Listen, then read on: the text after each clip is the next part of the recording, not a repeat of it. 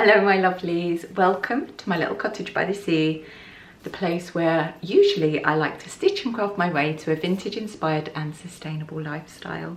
I thought it's been an absolute age since I did any vlogging, so I thought for this week, starting today, Friday the 16th of June, leading up to Friday the 23rd of June, which is my 49th birthday, that maybe we could spend some time together. I've got quite a few exciting things happening, so I just thought it would be really nice to share those things with you, and obviously there'll be lots and lots of sewing.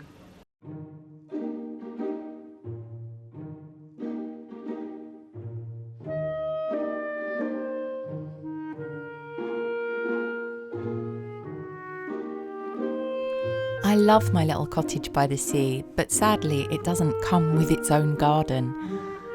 In the old town of Hastings there are some wonderful blooms on display, and I love to wander around the Twittons and ancient little roads and admire all the blooms in their glory at this time of the year.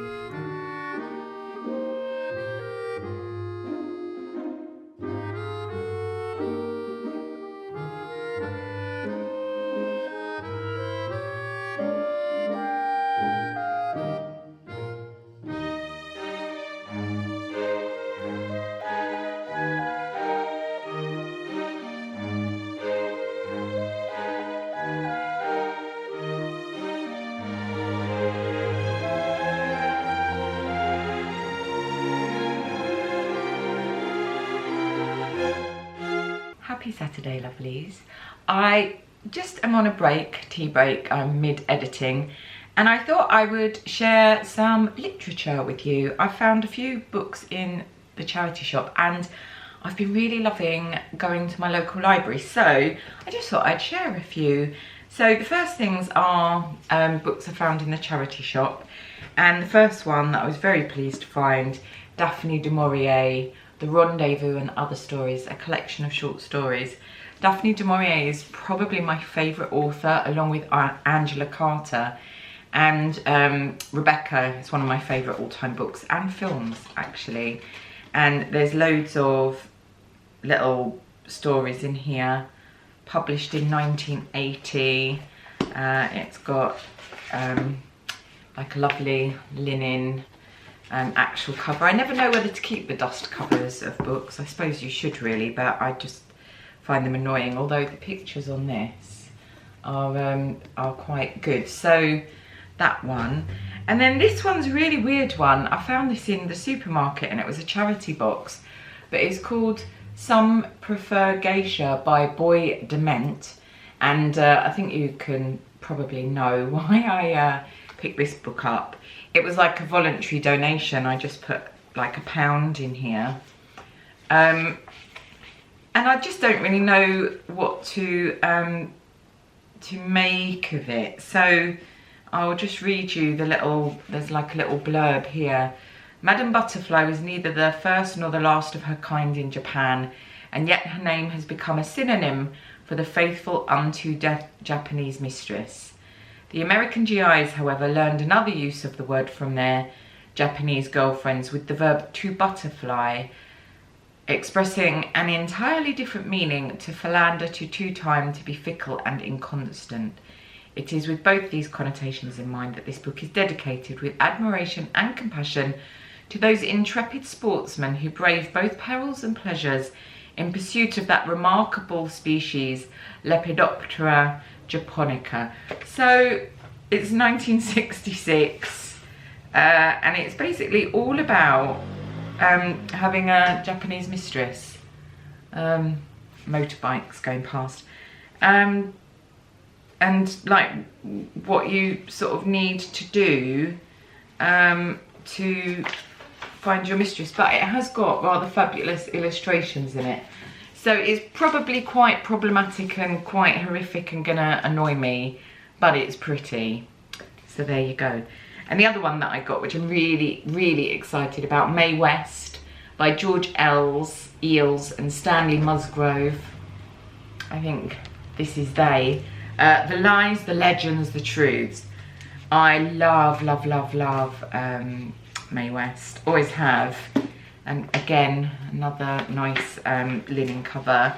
And bless, it was like a present to somebody to pull Christmas 1985 with All My Deepest Love gin. And oh, just so sweet. And it's even got a little sticker in there, gift of Paul Hoddinott, 1947 to 1994. And it also had in here a little bookmark, V&A bookmark, really beautiful. So I shall really treasure this. And there's some, you know, really fab photos of her. So those are all going to be read. Only one of them might get flung across the room. And then from my local library, I love a library. In fact, whenever I'm feeling a little bit low or down, the place that I will go to is either a bookshop or the library. And I also obviously love haberdashery shops, wall shops, you know, fabric shops. But sometimes when I'm in them, I don't want to be inspired.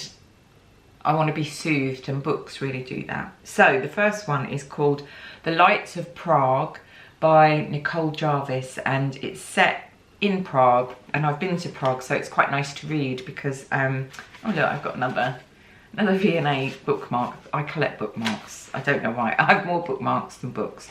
But yeah, so it's really good so far. I mean, I haven't read all that much, but I'm really enjoying it. And it is about vampires and vampire hunters, set in the, I suppose, Victorian era streets of Prague. All manner of mysterious creatures lurk in the shadows. So really loving that. Haven't had much of a moment to get stuck in because literally when I go to bed, I'm asleep. And then the other one I got, which I'm really looking forward to reading, Black Cats and Evil Eyes by Chloe Rhodes, a book of old-fashioned superstitions. So I'm looking forward to reading that. If a bat gets in your hair, you are possessed by the devil. If a bat got in my hair, I'd just be really happy. But those are the things that I'm reading, and I better get back to editing. Good morning, it's Tuesday the 20th of June.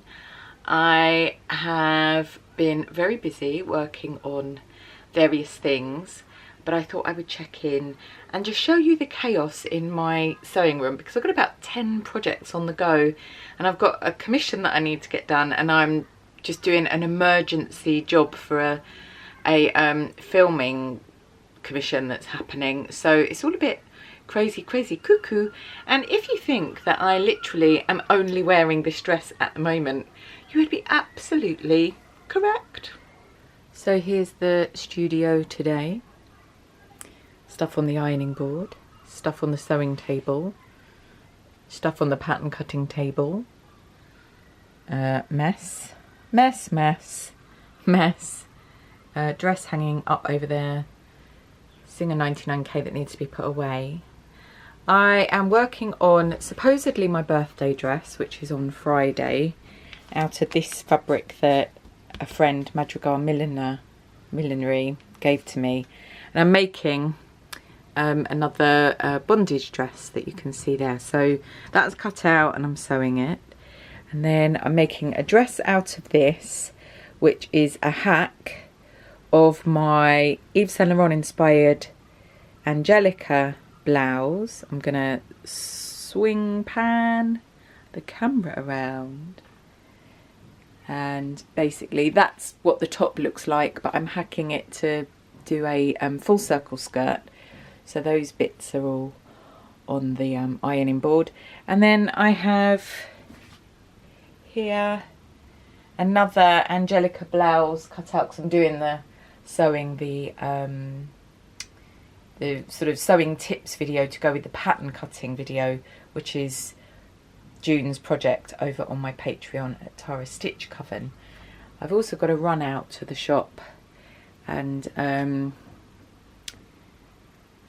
try and track down some pieces of costume for this reshoot. And I've got a deadline actually for a commission that is sort of crept up on me, and I've got to work out what I'm doing with that, because I think that's going to be a bit of a panic stations. So I must go and get something done. Otherwise, there'll be real panic stations. I thought I'd just show you the dress that I literally am wearing every single day. It's just a charity shop find. A little, you can wear it with a bousy bow, which is very nice. It's a shirt waister. So it's sort of 80s, does 40s. Really pretty vintage prints in many favourite colours. And I've just got like a little pink belt. And then, as I do this always so elegantly, some sandals, which are also charity shop finds. They're Marks and Spankers, but they look very 40s. Messy bun and pearls. So that is what I'm wearing. What I really like about this, it's just viscose, but what I really like about it is it's really cool and soft and it covers me up.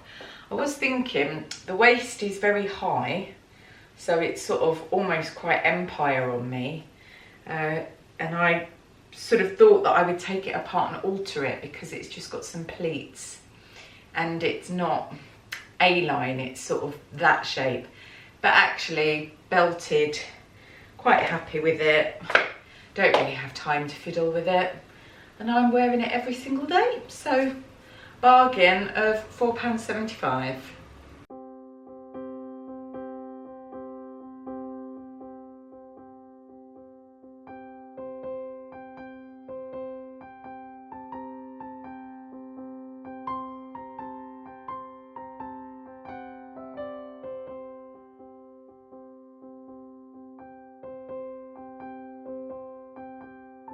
Can I introduce you to this cutie right here, Enid, a really lovely dog that belongs to a friend of mine.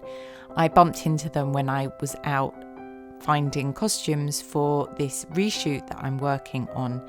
This is a fabulous store just round the corner from me called Dandy Vintage.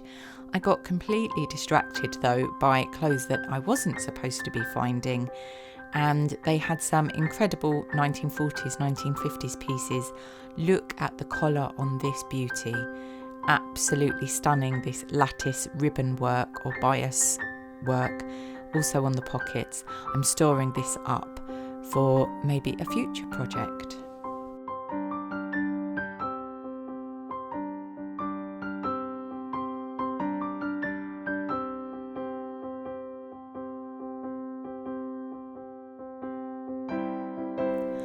I offered up my little cottage by the sea as a base of operations on shoot day.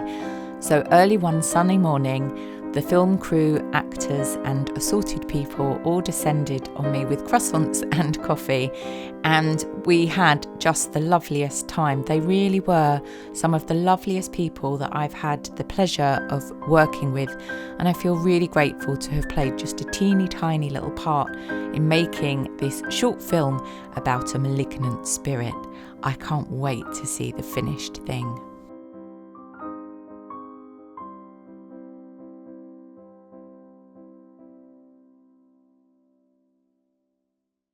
Good morning, it's Friday the 23rd of June and it happens to be my birthday. I'm off to Brighton to see my kiddo and to celebrate and to eat a silly ice cream, hopefully. Before I go and catch my train, I'm just gonna show you my outfit. I am wearing a wrap top that I actually haven't worn for years and I completely forgot that I had. It's my own pattern and I used to make these as bridesmaids dresses.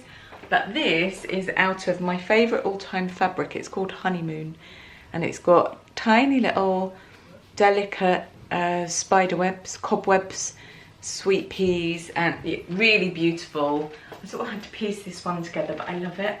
And then a black linen Deighton skirt. I shall try to remember to pop up the tutorial because I did do one way back. It's inspired by one that the wonderful Deighton tees wore. I've got little flat espadrilles because I will be doing some walking around Brighton lanes today. And then jewellery wise, I've got my For the Prize Lover's Eyes in silver, and the little pink sort of matches the pink. A Victorian locket that was my 21st birthday present from a relative.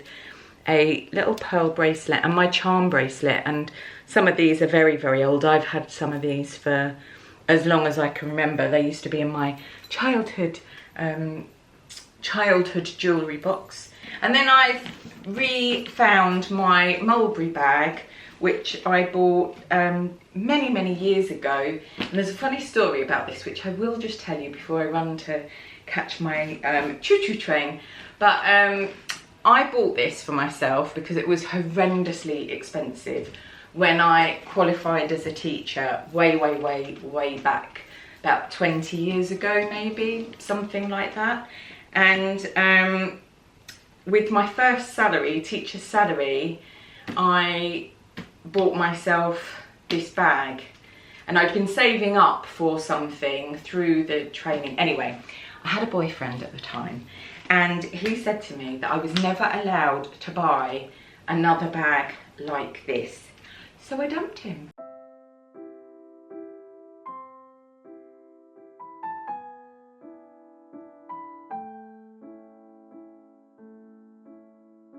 You should always eat caviar and drink champagne on your birthday. For me, it's sushi and kombucha in Itsu in Brighton.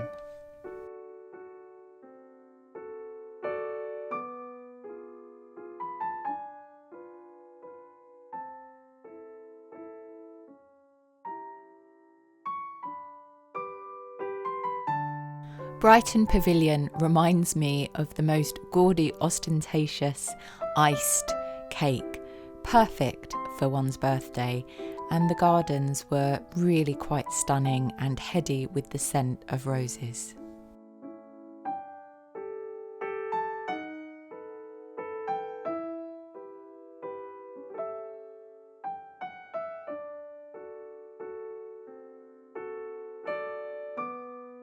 An Aperol spritz for a birthday treat before I head back to Hastings to go and see my lovely friend Katie Ray's painting. She very, very kindly asked me to sit for this portrait with two other dear friends, and it really was quite something to see oneself in oil on a gallery wall. I had a wonderful birthday, and it's been lovely to share it with you. I hope you've enjoyed this video, and please do come back and see more sewing. I promise I did loads. I don't know what happened. Wherever you are in the world, my lovelies, I hope you're keeping safe and well. Until next time.